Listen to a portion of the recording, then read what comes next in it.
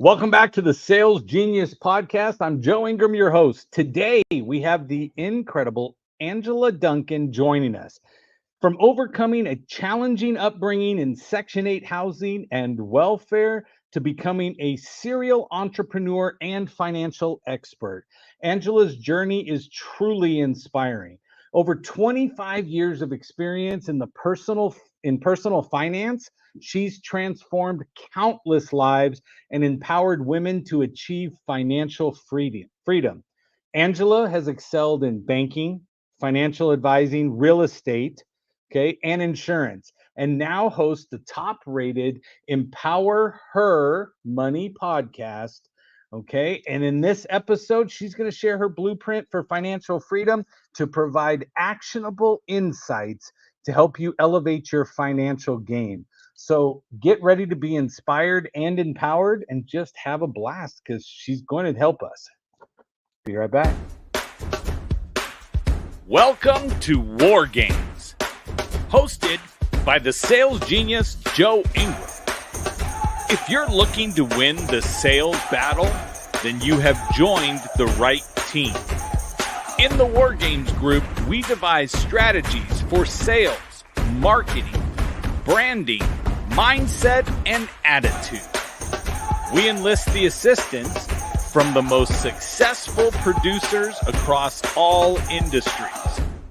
We then share their knowledge and techniques with you. Our single goal is to get you ready for your next sales opportunity. When it comes to crossing the minefield of sales, step in the footprints of those that have crossed before you. Now, prepare yourself for boot camp and beyond. It's time for the War Games to begin. Are we playing games? Surprise, it's me again. No, let me go ahead and bring JR on. I've got a couple people going, Joe, where's the link?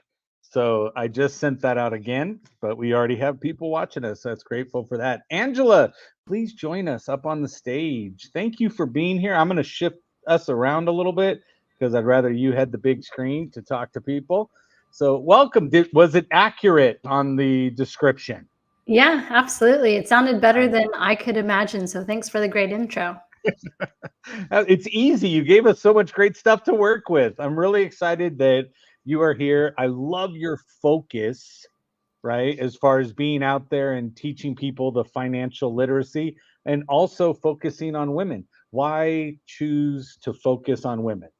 Yeah, for me, when I am a numbers person, so when we look at statistics, everything from venture capital to the number of businesses to companies that exit with 6, 7, 8, 9 figures, it's a very small percentage for women. And I truly believe it just is because of a lack of education. So why not provide the education so that we can empower women to really take control of their finances?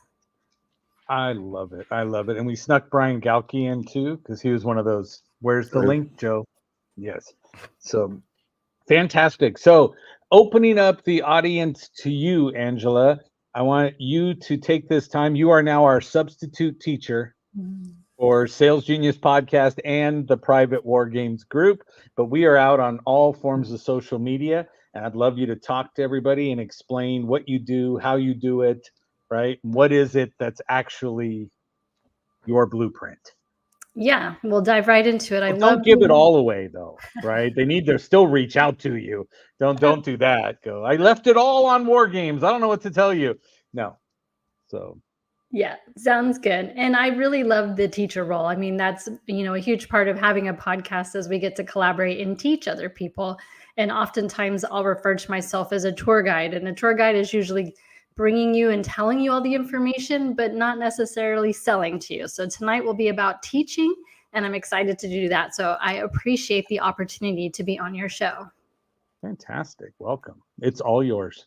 All right. So I know that, a lot of what you do is around sales. I would think that a lot of your audience is business owners. So I really want to focus on financial freedom for your business owners and kind of give some key topics and ideas that perhaps they might not be thinking of, or things that they've heard of, but let's just take it from a little bit of different perspective. So if that's okay with you, we're going to focus on the business owners this evening and helping them with ideas on creating financial freedom for themselves through their business.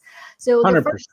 the first thing that I always like to talk about is having the end in mind. And I know that sounds cliche, but if we look at statistics, like I said, I'm a numbers person. Most people who exit their businesses are not exiting for the amount that they should. And there's a lot of reasons for that. One, they're completely burnt out, right? They didn't hire the right people.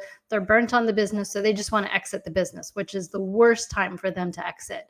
Or perhaps there's an illness or someone passed away and now they're exiting the company. So it's so important when you're first starting your company to really think about where you want to see your company go when you are no longer going to run it. So having that exit plan and building that out as you build your business, so important for you. So having that right mentality from the very beginning so that all of your hard work, maybe years or decades that you put into your business, you have money at the end of the day when you sell that company so that your family can, live in that benefit of all of that hard work. Does that make sense? 100%. Yeah. I'm with you so far. Nothing too tough right there. But then again, that's the easy part, everyone. Yes. Well, I mean, it's much easier to say to build an exit plan than to actually do it and then continue to update it as your business grows as well. True. And we're all business owners, so we're excited. So then you teach a lot about sales, and I'm sure that this is something that you probably recommend for your clients as well. But when you're growing your company, it's so important for you to continue to grow the sales team. Now, I'm a big person that listens to podcasts, and when I'm talking to other business owners and they feel stuck or they feel like their growth has been stagnant, they're always looking for marketing. How do I create more leads? How do I create more marketing, right? But I don't always agree with that strategy. I think that instead of focusing on the marketing piece, you hire the right talent. And it can be scary. If you don't have the funds to do so, perhaps you're bringing someone in on commission, perhaps you're giving them a piece of your company. But the best way to grow your company when you're in that kind of stuck mode is to hire more salespeople. If you think about 6 people are going to outsell 3, right? 12 people are going to outsell 6. So looking at your numbers is so vital for you when you're in that growth phase, because if you're looking to add to your sales team, you've got to pay attention to your numbers. Where is your expenses? Perhaps you can cut back on your own salary for a little bit or incentivize other people to bring the best salespeople in, because your best salespeople typically know a great salesperson as well. So if you're in that stagnant phase, growing your sales team and educating them and training them properly is going to be the best way for you to grow your company over just spending money sometimes blindly on Facebook ads or Instagram ads because you're just not knowing what you do. Why not bring more talented salespeople into your company as well? So can I jump in? And again, I told you I'd just let you teach, but I lied. So when you look at this, so for example, I'm out coaching, training, speaking. Brian's out coaching, training, speaking. And so a lot of times when you're in the middle of doing it, it's really hard to go find the person, train the person, and get them out there to be that salesperson. Is there other avenues that maybe we're not thinking about? So when you said, go grab some more salespeople, I'm like, yes, but, right, is it something where Brian and I split somebody? Because we really don't like JR. His haircut really bothers us. But is it something we split somebody like we would a virtual assistant and have somebody go out and do sales? Do you find a dedicated person's better? Are there companies out there that can line up potential stuff, or do you find in-house is always better? When it comes to a salesperson or sales team, I don't believe that you can share. I can share a fractional CFO, right? Someone who's doing my books. I can share an assistant, but if I truly want them to buy into my company, I'm not going to share them because I want to teach them my way of doing business, my clientele, and how we can grow together within the company. So have them shadow you and just, you said you might not have time to teach them everything, but if they watch you and learn, they might interject and say, hey, have you thought about this? What if we try this? And it could improve your process and improve your numbers and improve your bottom line. And that way they're fully engaged with you as a salesperson. But a sales role, to me, I don't believe that you can share that role. Fantastic. So what I heard, Brian, was she believes you do things wrong, right? And that's why I can't share with you. Never heard that from a woman before. I mean, all the time. Only every time. Yes. So perfect. Thank you. I appreciate your answer back, Angela. Yeah, so diving back in, I'm also very cognizant about debt. Now, there are some companies that are going to need to acquire debt, and there's a great way for you to take a look at that. You can hire a debt manager who's going to come in and coach you and your company depending on what it is that you need for your next level of success, right? So that could be business funding. There's tons of companies out there that are advertising they can get you 0% credit cards, hundreds of thousands of dollars, but be a little wary because there's a lot of criteria that comes behind that. So when you understand yourself as a business owner, are you a conservative person? Or are you someone that's in growth mode and wants to take some risk? If you are on that little bit riskier side, then debt might be an option for you. And there's kind of two avenues. Are you going to go out and get that business loan and kind of figure out how to fund your operations or fund your sales to be able to take you to that next growth level? Or perhaps you might want to take on a partner. It could be a private partner, it could be a venture capitalist partner, but that influx of money might be what you need in order to create that bigger sales team so that you can continue to grow in your business. And I think that once you figure out what type of business owner, then you can dive into which route will be better for you. But I'm always about the numbers. I'm always paying attention to the numbers. I want to make sure that I'm not taking on too much debt. Even if you're a riskier person, I highly advise that you always watch your numbers every month to make sure that what you're putting back into your business as far as capital is concerned is something that you are paying attention to so that that growth continues to happen with that debt that you're bringing on. So I would love to hear your thoughts on the debt management piece when it comes to the sales team. So anytime I need money, I go to JR because he's a wealth advisor, right? And he has access to all the funds. But again, I believe we all got into business for what, right? To make money. We've all been told it takes money to make money, but nobody ever told you it took your own money to make money. Mm-hmm. Right. And I think that's the shift a lot of people have to get to. I know my email box is filled with, 25, 30 people going, do you want a loan? Do you need a loan? Do you need this to expand? Do you need this? And I'm like, okay, stop. But investing in the sales team 100%, because again, you just threw out before, hire the talent. If you have to take a loan to get that next caliber of person, because a lot of times I've found that most of your super high net worth salespeople that know how to close deals and stuff aren't coming in without a base pay level, right? They're not coming in going, let me do 100% commission. I trust in myself and I do, right? They just know to them, the base just is extra money, right? They're like, of course I'm going to go clock every customer I can and I'm going to go get all this stuff and I'm going to do everything right. But they also believe that's money they left on the table if they were. And so one thing you said too was give them part of the company if necessary. That's a great thing, especially if you need that piece because it's not your forte, right? Where all of a sudden they become partnered in the success of the company, but make sure you've done it right. Like I've seen somebody go into debt to get a sales team, right? One of them went into debt to get me to come on board, right? To get what they wanted, and then they gave me part of the company as well. And then there's a right way and a wrong way to do that part of it. But to me, the answer is if you can get a quality salesperson, your debt is only short term.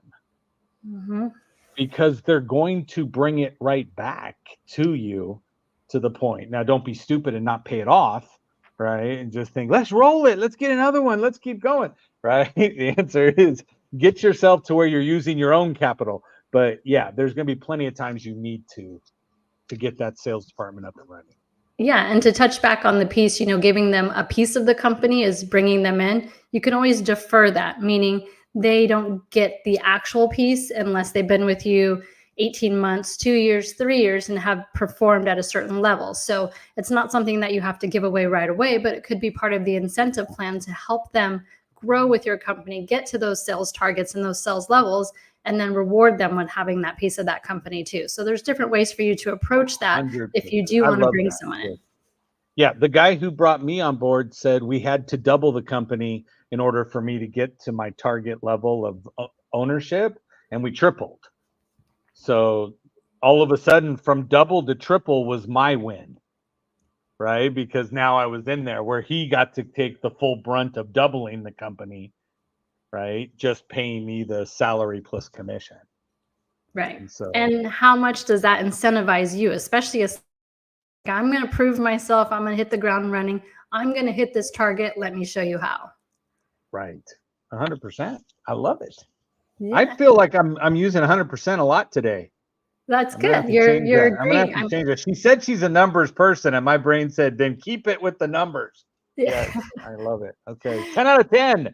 All right, let's Yay. go. So the next thing I would also recommend, because I own an insurance agency for 5 years and sold it, I've seen lots and lots of insurance policies go wrong. So one, you want to make sure that your business is insured properly, because if you don't have the right insurance in place and you get sued, well, you're not meeting your financial freedom goals, right? So having that person on your team, the right insurance agent to really know your company and understand what it is you do so that they can recommend the right products to you so that you're properly insured. We live in a world of lawsuits. I mean, if you look at billboards, every time you drive, there's nothing but billboards that have lawyers on them, right? I'm in Florida. I can name several right off the bat because I'm constantly seeing them. Well, they're not there for me as the business owner. They're actually there for everybody else. That's the way I look at it. And I want to make sure that I'm protected. So having the right insurance policy in place is key, not only from a business perspective, and maybe JR, you can touch on this a little bit, but thinking about if something were to happen to you, what happens with that business? And there's lots of insurance policies that you can talk about with your insurance agent and put in place so that your business can continue to run with key people in order to have the funding that they need without the main CEO that's typically, running the business full time, but also exploring the other options that you might have, that you want to put other insurance policies in place to help protect your business as well for your family, and then obviously for the duration of this company. So I think a lot of people, when you talk about insurance, they just think, okay, I've got homeowners insurance, I've got car insurance. Most people have no idea of all the things that are out there, like Keyman life insurance. Putting, let's say you have a fleet of cars, putting each individual car into an LLC that's owned by a trust. Like when you're saying insurance, we're not talking just go down to State Farm. I think you need to talk to someone who truly understands insurance and all the different capacities it has, not just who works at a big firm. Is that a fair statement? Yeah, absolutely. Exactly what I was targeting. And I knew you'd be the right one to jump in as well. See, JR just puts wealth advisor. I'm just smart and I don't have to put it out there. So Right. Well, you know why? You're more subtle, Brian, with subtle skills. Yeah. So, but no. Subtle. He's writing that down. Yeah. But Yeah. And again, the answer is that a lot of times, because I've seen it as well, you go to coach somebody, especially those in the health and fitness world, where they're making statements and they're saying, oh, you can go do this or go do that. And then they are under your counsel and then you say something wrong. They can come back after you because you go, no, I'm just a trainer in the gym. Well, they ended up hurting themselves because of what you coached them on. And if you don't have anything to protect you, right, then you're toast. And so Look up jointly and severally liable. That will burn you every time.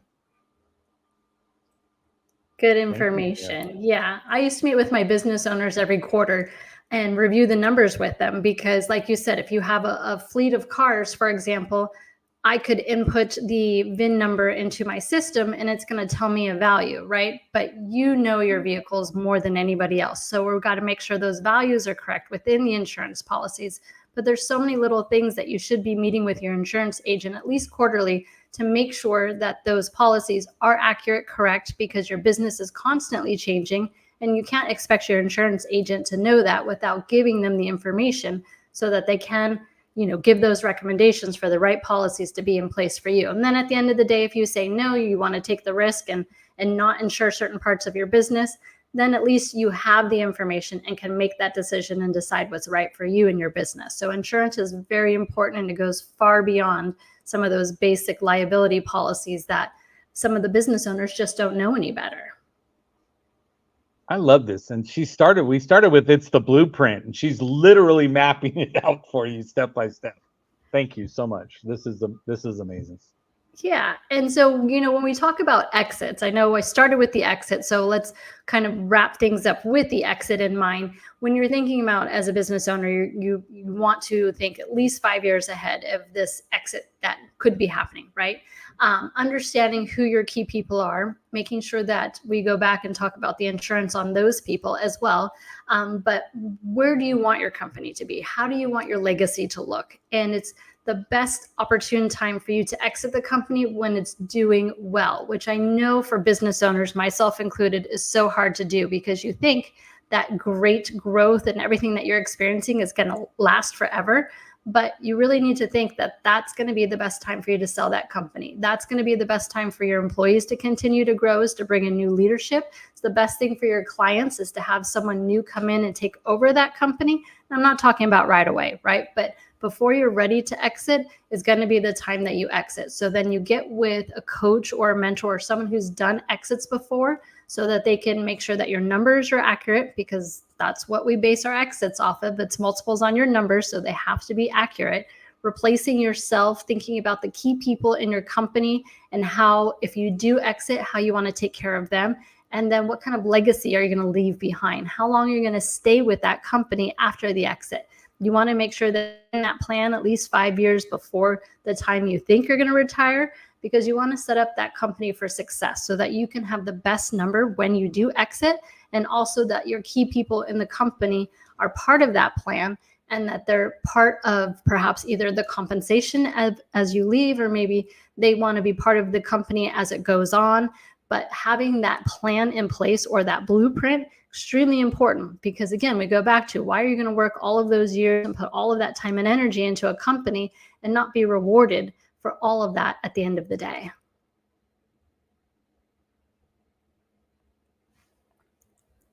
Well, you guys all got quiet on me. I'm sorry. I was saying I love it. And then I realized I had muted the microphone on my side. But no, Yeah. I do. I love it. It makes so much sense. And again, we're going back to begin with the end in mind. And I'm gonna throw out my 2 cents on this one, right? People would have a lot of money if they just kept all my 2 cents. But looking at it as entrepreneurs, we tend to jump into business to be in business, right? We're the same people that say, I don't want to work 40 hours a week for someone else. I'm going to work 90 for myself, right? Thinking we somehow are going to get an easier life because of it. But as an entrepreneur, we don't tend to look at the end. And so that's a great call out to say, I mean, the whole thing has been start here and work your way backwards, so that, again, it gives you the blueprint, the steps, the path to get you where you want to go, so that, again, so many of us are in business because we had no other choice, right? The answer is, oh, wow, I don't have a job. What do I do now? The answer is, let's start a business. Let's go do this. Or COVID happened to me. Now what do I do? Yeah. And it's like, oh, well, let's start a business. And then you go, but you never even thought of going down through the insurance. Never even thought about getting yourself the talent to sell the product. And that's why you're stagnant. And I agree with you, because when I look at it and say, if I'm left to sell my own company consistently, growth is limited by me. Right. And then so the first thing I had to do was go and get more trainers, so that I could leverage and sell more to get more bandwidth and training. Now the answer is, now go back to what works, sell more, and keep everybody busy. So I love One of the things I learned a long time ago with Stephen Covey, seven steps of highly successful people. The first one is keep the end in sight, because if you don't know where you're going to end up, that's where you are already. And everything you do, you can shape towards that goal. So if it doesn't fit, you don't do it. Angela, you can tell him it's 7 habits, not steps. You can tell him. It's okay, I'm right? old. I remembered most of Yeah, it. It was an okay exactly. comment. He's Give me a B summarizing minus. again. Yes, and he's going to come back Jeez. later and go. And Angela told me to go into debt. That's all I learned. He's summarizing. No, it's not what she said. Smart debt. Yeah. Yes. So Yeah. Well, Joe, fantastic. you said not to give out everything. So I wanted to at least start with the blueprint in mind, and then curious No, to I know love that. what kind of interesting questions that you come up to that you have for me. So I do have questions. So I want to say, right, you went from Section 8 housing, right? For those that don't know, that's not the good housing, okay? Right? That's not the Upper East Side neighborhood, okay? To becoming a serial entrepreneur. So that in itself is saying, hot damn, girl, that's phenomenal. But what were the key turning points that helped you to overcome such a significant challenge, right? Yeah. Great question. So in the beginning, I hated being poor. Like I got made fun of as a kid because I had free lunch program and I couldn't afford to buy clothes. Lucky for me, I stopped growing at 14, so I could just recycle the same clothes every year, right? But I couldn't play sports because every sport required you to do something, right? You either had to buy uniforms or shoes or travel. Couldn't do that. I had to take a city bus to school. And I just kept thinking, like, why do the other kids have a different lifestyle? What is it that my family is not doing that they're doing that gives them a different lifestyle? So I became really curious, and I just thought, if I study money, I will have it someday. And that always stuck with me. And for the parents out there, if your kids are curious, don't stop their curiosity, because I think oftentimes as parents we'll say, like, oh, because I said so, or stop asking questions. That's the wrong thing to do. Let your kids ask questions, because that curiosity for me carried into my adulthood. And as I saw other people who appeared to be successful in their own field, I would ask them questions like, what is it that you're doing? Where are you finding success? How did you get into this field? What do you love about this field? And I find that people are willing to answer questions, but it took me to be able to have enough courage to be able to ask those questions. So early on, when I would meet people, I just didn't want to be poor anymore. I was tired of that. And I knew that I could have a different lifestyle. I just didn't know yet how to get there. So I believe God puts people in your life for a reason. And during different steps of my life, different people come into my life and I was able to learn from them, right? But of course, I don't want to just take information. I also ask them, what are you struggling with right now? How can I help you? And sometimes it's not me that's going to be helping them, but perhaps I know someone else that can help, and I'll partner them together or put them in touch with each other. But it really started off with being curious and asking a lot of questions so that I could change the life that I was living to get to where I wanted to be.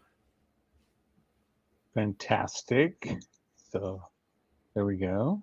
Jessica's out there typing over, right?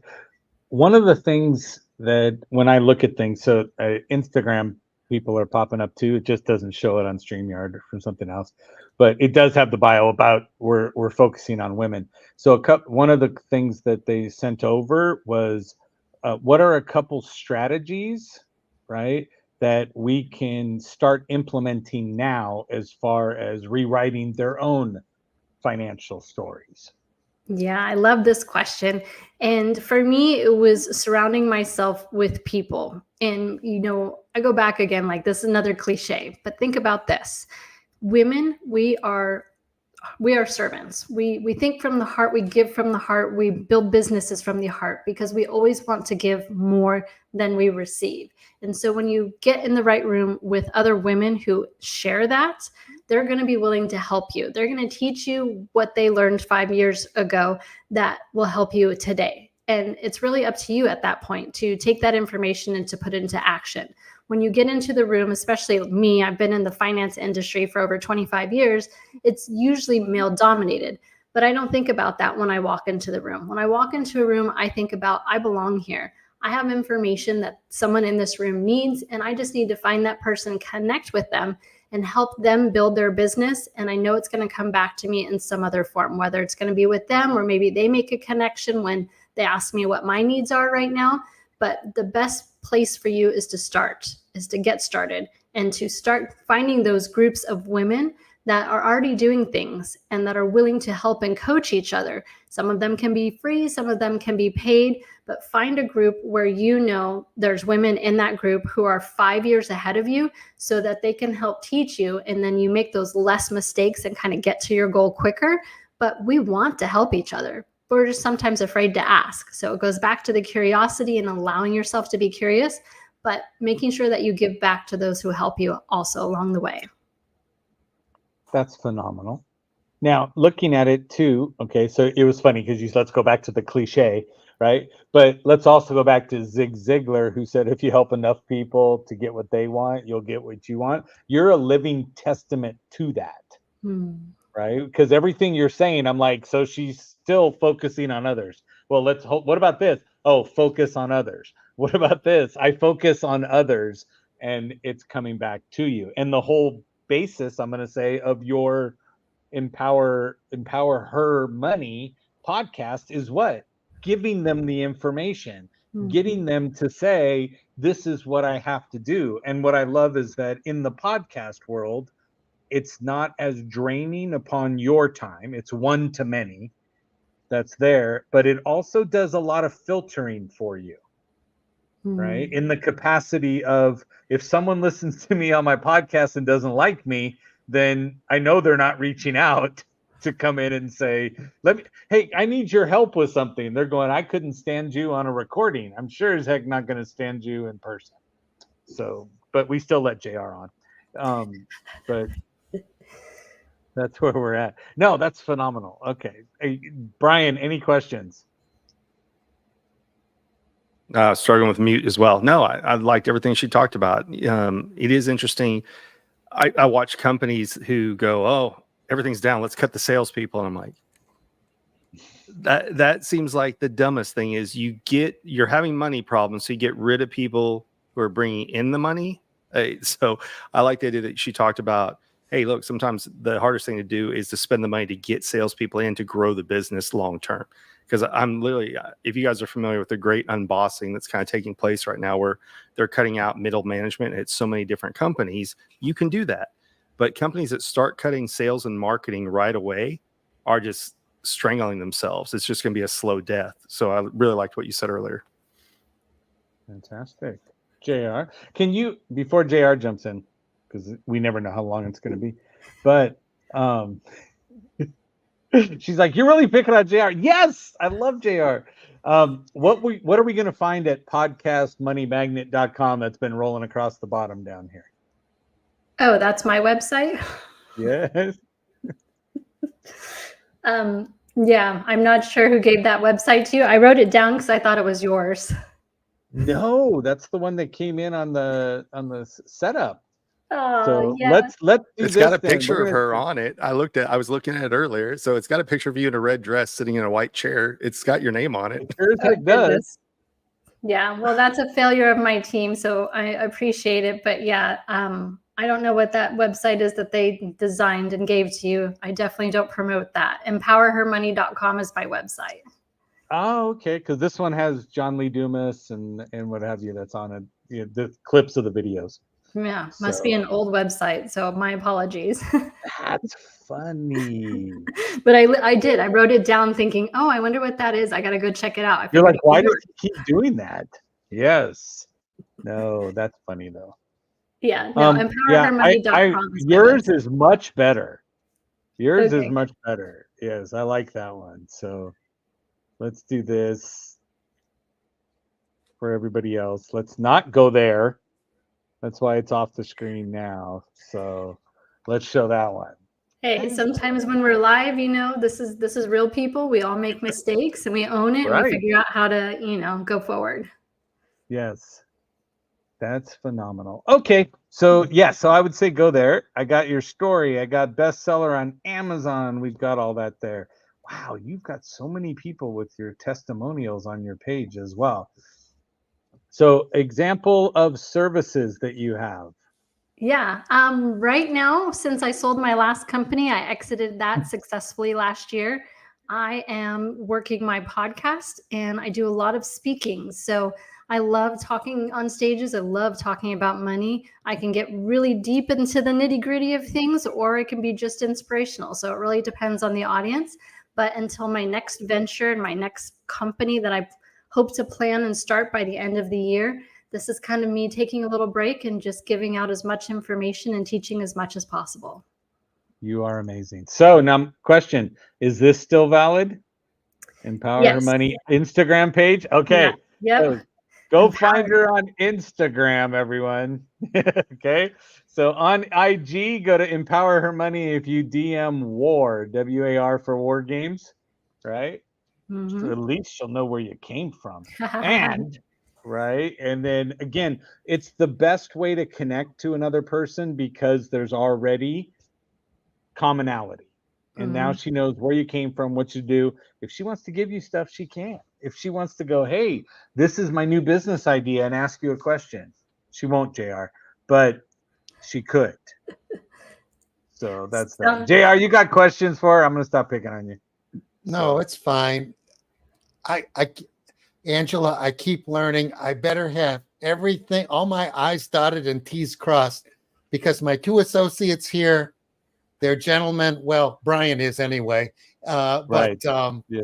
you know, I just love the energy, the positivity, and the ending. Think about where you want to be and then head in that direction. Not, I'm going to be in business. I love the message that you gave today. Thank you. Agreed. Start with your exit plan. Hire your talent for the sales department. Talk about smart debt. You need insurance, people, right? So don't leave your business to chance, is what I'm hearing. Right? Again, start with where you're going to go to make a successful exit. So I love that. Angela, thank you so much for taking time out of your day, coming up here to share with us, putting up with, right, the Three Stooges over here on the side. It's been quite entertaining for sure. We try to keep it light. We want people to understand, right? It's a serious topic, but you don't have to be serious on everything. But I do appreciate you. For everybody that's out there, I'm going to tell you right now, go figure out your exit plan and then go out and sell something. Thanks, everybody.